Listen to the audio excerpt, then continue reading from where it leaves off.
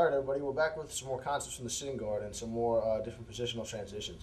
A reason that you're going to use the sitting guard particularly well in no-gi is that it's very difficult to play the guard when you're back like this without grips on the gi. If I've got sleeve grips and everything's here, I can control my opponent's hips. But when I don't have the ability to keep my opponent's posture under control with different clothing grips or lapel grips, it's going to give me a hard time. So sitting up is going to make us more offensive and by extension, more successful. Now also, when I'm here playing the sitting guard, there's going to be a lot of different positional transitions and attacks that we're going to be able to use with the end goal, of course, being control of our opponent's hips.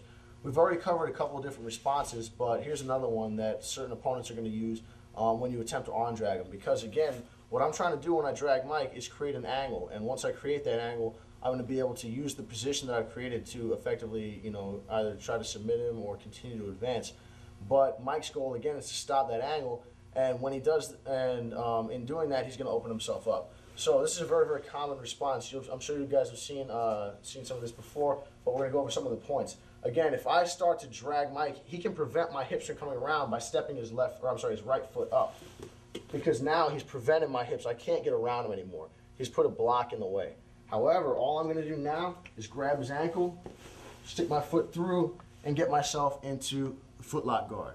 Now, we can go for the footlock from here, different heel hooks, plenty of different footlocks which we're going to get into later, but we can play this like an actual guard, because if Mike just squares up with me, we're here, I can use this to sweep, picking up. There's plenty of different options that we have from here. So we're going to get a little bit more in depth into that guard later, but again, just let's go over the transition a couple more times. In concept, what's happening is I'm being dragged this way, and I'm going to cover my base and prevent my opponent from cutting around by stepping up the foot. It's not an improper response, it's just a common response from a higher level grappler.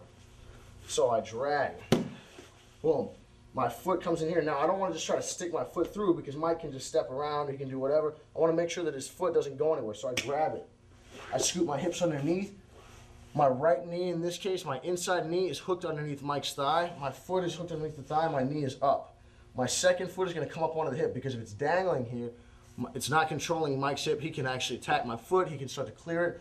I need to completely dominate this leg.